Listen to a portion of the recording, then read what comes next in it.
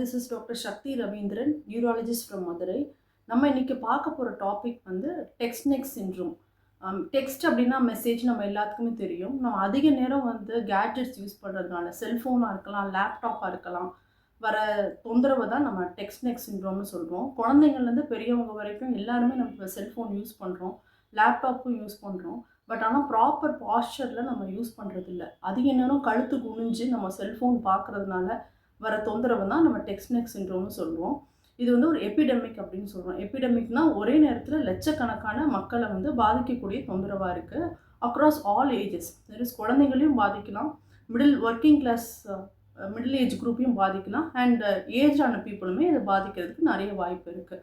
So text neck சிண்ட்ரோம்னா என்னென்ன அறிகுறிகள் இருக்கும், இது ஏன் ஏற்படுது, அண்ட் இதை ப்ரிவெண்ட் பண்ணுறது எப்படி தடுக்கிறன்றதை பற்றி இந்த வீடியோவில் நம்ம பார்ப்போம்.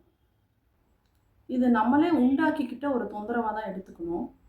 இதோட அறிகுறிகள் என்னெல்லாம் இருக்கலாம்னு பார்த்தோம்னா, கழுத்து வலி இருக்கலாம், தோள்பட்டை வலி இருக்கலாம், தலை வலி வரலாம், மைக்ரைன் ஹெட்டேக் இருக்கவங்களுக்கு வந்து ட்ரிகர் ஆகலாம் ஹெட்டேக்ஸு, தலை சுற்றல் இருக்கலாம், பேலன்ஸில் ப்ராப்ளம் இருக்கலாம், கையில் வந்து மதமதப்பு இருக்கலாம், லேட்டஸ்ட் ஸ்டேஜஸில் பார்த்தோம்னா வந்து கை பலவீனம் ஏற்படலாம். இதை தவிர்த்து வந்து விஷன் ப்ராப்ளம்ஸ் வரலாம், பார்வையில் வந்து ப்ராப்ளம்ஸ் வரலாம், அண்ட் சைக்காலஜிக்கல் இஷ்யூஸ் கூட வரலாம். நம்ம அதிக நேரம் ஃபோன் பார்க்குறதுனால we can become obsessed with the certain behaviors.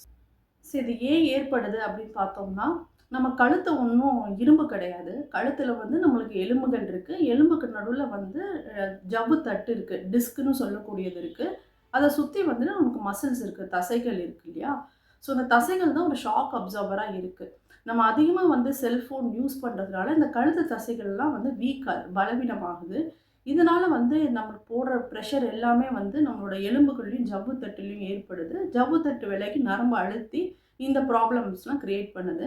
And moreover centre of gravity, நம்ம குனிஞ்சு ஃபோனை பார்க்குறதுனால நம்மளோட கிராவிட்டி வந்து நேராக இருக்கிறது வந்து முன்பக்கமாக சாயுது. ஸோ முன்பின் தள்ளாட்டம், தலை சுற்றல், இது மாதிரி கூட நம்மளுக்கு ப்ராப்ளம்ஸ் வந்து வரலாம். என்னதான் கழுத்து தசை வந்து நம்மளுக்கு ஷாக் அப்சர்வராக இருந்தாலுமே, நம்ம கழுத்தை நேராக வச்சு செல்ஃபோன் ரொம்ப நேரம் பார்த்தாலே வந்து கழுத்து தசையிலேருந்து ஒரு ப்ரெஷர் வந்து ஏற்படுது. யூஸ்வலாக வந்து நம்ம நேராக பார்த்தாலே வந்து 5 கிலோ எடையை வந்து தூக்கக்கூடிய ஒரு ப்ரெஷர் வந்து ஏற்படுது. இதே வந்து நம்ம கழுத்தை வந்து நல்லா குனிஞ்சு, நல்லா ஃப்ளெக்ஸ் பண்ணி 60 டிகிரிக்கு கீழே குனிஞ்சு நம்ம பார்க்குறப்ப என்ன ஆகுது, கழுத்து தசையில் வந்து 27 கிலோ வந்து நம்ம தூக்குற ஒரு வெயிட் அளவுக்கு நம்மளுக்கு கழுத்து தசையில் வந்து நம்மளுக்கு ஒரு ப்ரெஷர் வந்து ஏற்படுது. ஸோ இதனால் வந்து கழுத்து தசை வந்து ஈஸியாக வந்து வீக் ஆகிடுது. ஸோ எலும்பும் ஜவ்வும் வந்து ஈஸியாக வந்து ஏர்லியாகவே அஃபெக்ட் ஆகி நம்மளுக்கு நிறைய ப்ராப்ளம்ஸு இது க்ரியேட் பண்ணுது. இதை எப்படி ப்ரிவெண்ட் பண்ணுறது, எப்படி தடுக்கிறது அப்படின்னு பார்த்தோம்னா, இது கேள்வியிலே பதில் இருக்குது. நம்ம ஃபோன் யூஸ் பண்ணுறது, கேட்ஜெட் யூஸ் பண்ணுறது வந்து குறைச்சிக்கணும். சப்போஸ் அப்படி குறைக்க முடியலனாலும் வந்து நம்ம பாஸ்டர், எந்த நம்ம பொசிஷனில் வந்து நம்ம ஃபோன் பார்க்குறோன்றதை நம்ம கான்ஷியஸாக இருக்கணும். கழுத்தை நேராக வச்சு தான் ஃபோன் பார்க்கணும். கழுத்தை குனிஞ்சு டேபிளில் வச்சு பார்க்குறது, இல்லைனா கழுத்தை வந்து குனிஞ்சிட்டு படுத்துகிட்டே பார்க்குறது, கழுத்தை வந்து நமக்கு அதிகமாக வந்து வலு கொடுக்குறோமான்றதை வந்து நம்ம கான்ஷியஸாக வந்து செக் பண்ணிகிட்டே இருக்கணும். இப்போ வந்து நமக்கு நம்ம ஜாப் வந்து இஃப் இட் ரிக்வயர்ஸ் தட் நம்ம ரொம்ப நேரம் வந்து உட்காந்து வேலை பார்க்குற மாதிரி இருந்துச்சுன்னா, நம்ம அப்பப்போ நெக் மூமெண்ட்ஸாவது கொடுக்கறதுக்கு வந்து நம்ம ட்ரை பண்ணிக்கணும்.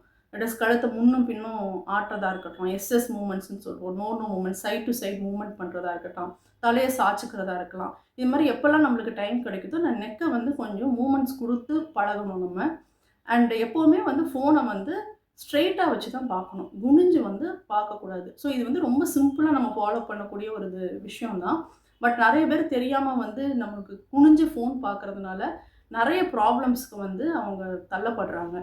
ஸோ செக் யூர் பாஸ்டர், ஸ்ட்ரெயிட்டாக உட்காந்து கழுத்து ஸ்ட்ரெயிட்டாக வச்சு தான் நம்ம ஃபோன் பார்க்கணும்.